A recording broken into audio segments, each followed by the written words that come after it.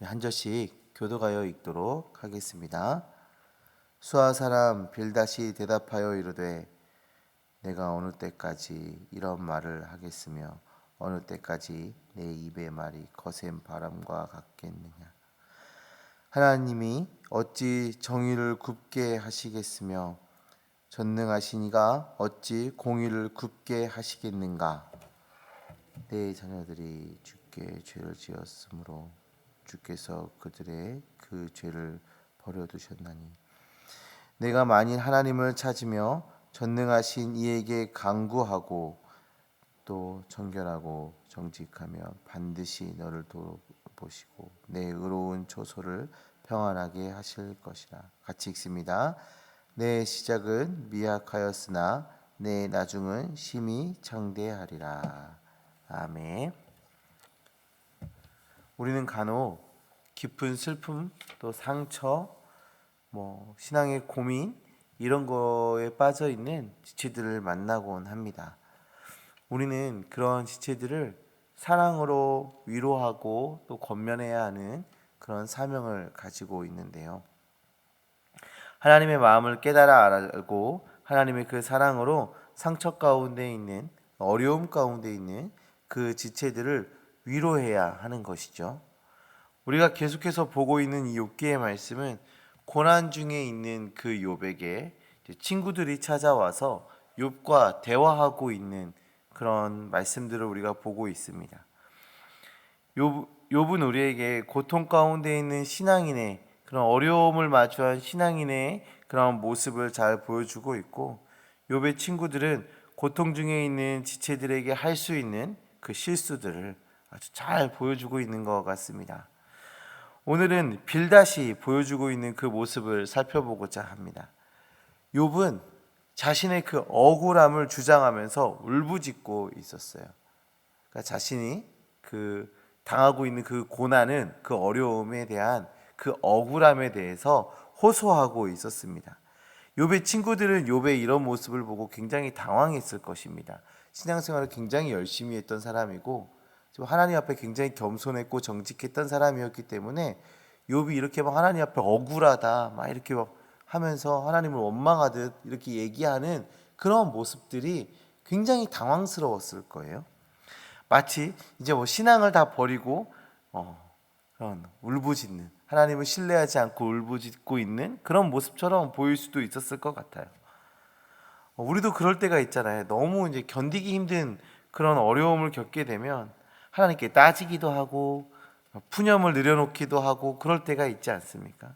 그리고 간혹 주변에 그런 친한 사람이 그런 모습을 보이면 혹시 이 사람이 이렇게 하나님을 원망하다가 하나님을 떠나버리는 것은 아닌지, 하나님을 의지하지 않고 세상의 것을 의지하지 않을지 이런 여러 가지 등등을 생각하면서 걱정하게 되지 않습니까? 지금 욥과 친구들의 모습이 그런 모습을 보이고 있습니다.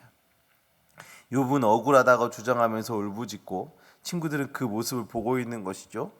오늘 우리가 읽은 이 본문의 말씀은 그 친구들 중에 빌닷이라는 친구가 대답을 하고 있는데, 이 빌닷이라는 친구는 욥이 그렇게 자기의 억울함을 호소하고 있을 때 그런 모습을 보고 분노에 찬 것 같습니다.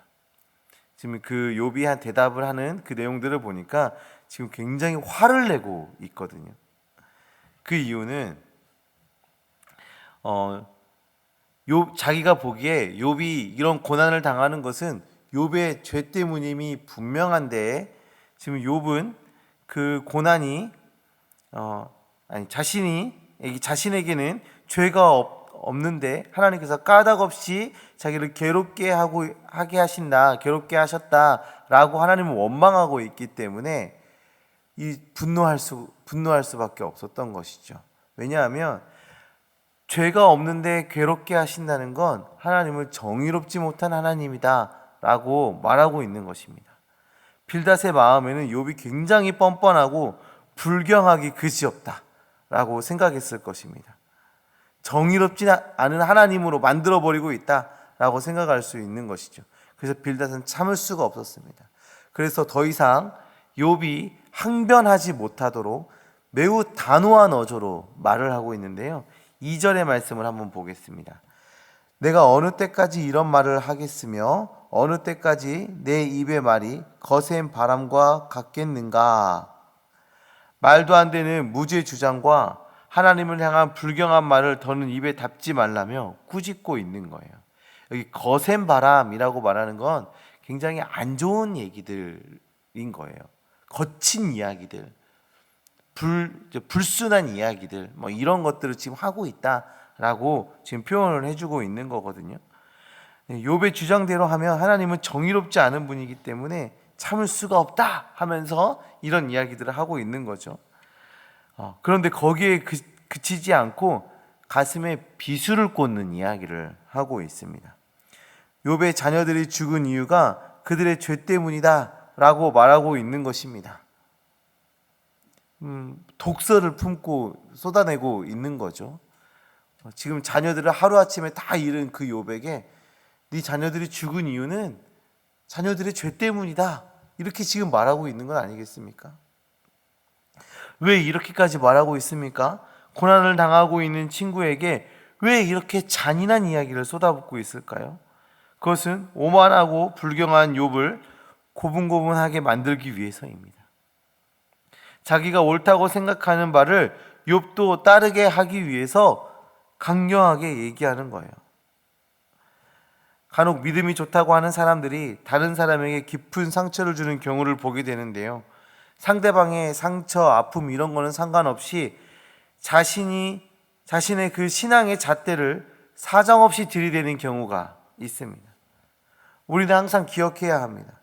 나의 신앙의 기준이, 나의 어떠한 믿음이 간혹 상대방에게 날카로운 칼이 될 수 있다는 것을 우리는 기억해야 돼요. 남을 판단하고 정죄하는 것은 우리가 아닙니다. 우리가 신앙의 잣대로 다른 사람을 판단하고 정죄할 것은 그것은 우리의 일이 아니에요. 심판하시는 분은, 판단하시는 분은 하나님이십니다. 그것은 그분께 맡겨야 되는 것이고 우리는 사랑과 권면으로 나아가야 하는 것입니다. 5절에서부터 7절의 말씀을 보시면 갑자기 이 빌닷의 어조가 바뀌는 것을 우리가 볼 수가 있는데요. 독서를 쏟아붓던 이 빌닷이 이제 약간 회유하듯 말을 하고 있습니다. 이제 그만 원망하고 너의 죄를 회개하고 돌이키면 하나님께서 다 용서하실 거야. 평강을 주실 거야. 라는 그런 말들을 하고 있어요. 그리고 굉장히 유명한 말을 남기지 않습니까? 내 시작은 미약하였으나 내 나중은 심히 창대하리라. 우리 그 개업식 같은 거 할 때, 개업 예배 같은 거 드릴 때 많이 이 액자를 갖다 이렇게 선물하곤 하는데요. 내용만 봐서는 굉장히 희망을 주고 소망을 주는 말 같아 보이지만 실상은 욥의 태도를 바꾸려는 회유의 말인 것입니다. 이제 그만 원망하고 이제 그만 그렇게 하나님께 푸념하고 그만하고 이제 돌이켜라. 다시 겸손히 회개하고 돌이켜라. 이 말을 지금 하고 싶은 거거든요. 회복의 전제 조건이 철저한 회개이기 때문에 빨리 죄를 인정하고 회개해라 하고 있는 것입니다. 더 이상 원망하지 말고 불경한 태도를 버리고 돌이켜라 라고 촉구하고 있는 말인 것이죠. 결코 욥의 마음을 헤아리지 않은 말인 것입니다. 우리도 고통 중에 있는 지체들을 만나 위로해야 하고 권면해야 할 때 상대방의 마음을 깊이 헤아려야 하는 것입니다. 깊이 헤아려야 돼요. 하나님의 진리의 말씀이 이 옳은 말씀을 내가 전달한다 할지라도 그것이 그 사람의 상황과 상태와 환경과 이런 것들을 우리가 고려해서 깊이 그 마음을 헤아려서 말씀을 전달해야 되는 겁니다. 걱정하지 말고 기도해. 신앙생활을 잘하면 하나님이 복 주실 거야. 믿음으로 기다리면 하나님께서 기적을 일으켜 주실 거야. 이러한 말들 다 맞는 말이죠. 너무 좋은 말들이고 옳은 말이잖아요. 근데 상대방을 헤아리지 않고 사랑이 없이 이런 말을 한다면 공허한 소리밖에 되지 않습니다. 공허한 훈계에 머물 수밖에 없는 것이죠.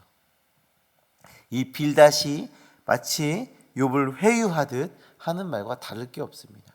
이런 말을 할 때는 상대방을 정말 사랑하는 마음으로 상대방의 상황과 환경을 잘 이해하여서 그의 마음을 잘 이해하여서 그런 말들을 해야 하는 것입니다.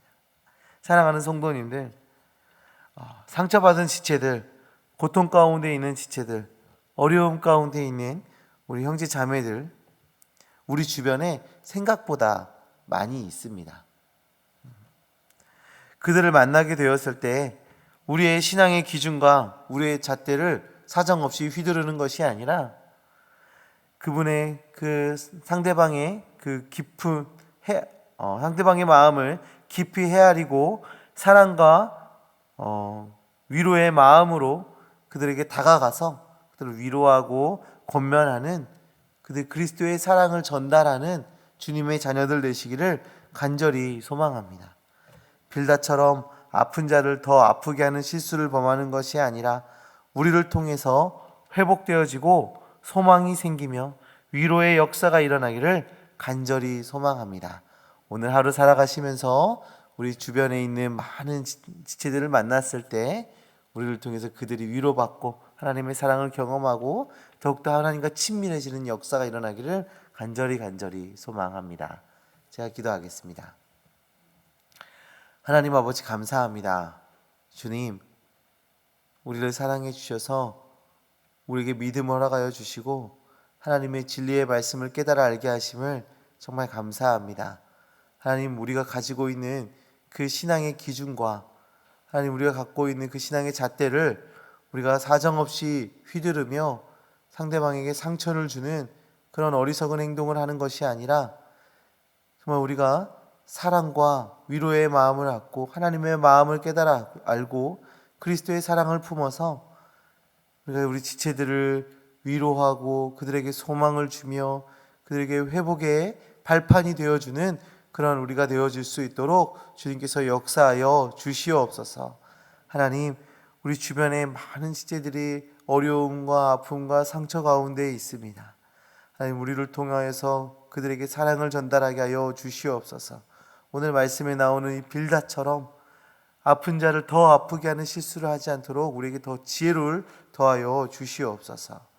하나님, 우리 새순교회가 그런 사랑의 마음, 위로의 마음, 남을 판단하지 않는 그런 모습들을 가지고 있어서 우리가 서로가 서로를 위로하고 하나됨을 이루고 사랑이 공동체가 되어질 수 있도록 주여 우리 교회 가운데도 우리 공동체 안에도 큰 은혜로 함께하여 주시옵소서. 하나님, 우리 성도님도 오늘 하루 살아가실 때 오늘 삶 속에서 하나님의 영광을 보게 하여 주시고 오늘 삶 속에서 주님이 주신 그 평안과 그 기쁨으로 감사하며 살아가는 오늘 하루 되어질 수 있도록 주여 역사하여 주시옵소서. 또 이후에 기도하며 나아갈 건데 주님께 기도하며 나아갈 때에 하나님 우리의 기도를 들어 응답하여 주시고 하나님께서 계획하신 그 선한 뜻을 우리로 알게 하시며 하나님의 그 이루심을 보고 우리가 또 기뻐할 수 있도록 주님께서 역사하여 주시옵소서. 함께 하신 믿습니다. 예수 그리스도의 이름으로 기도합니다. 아멘.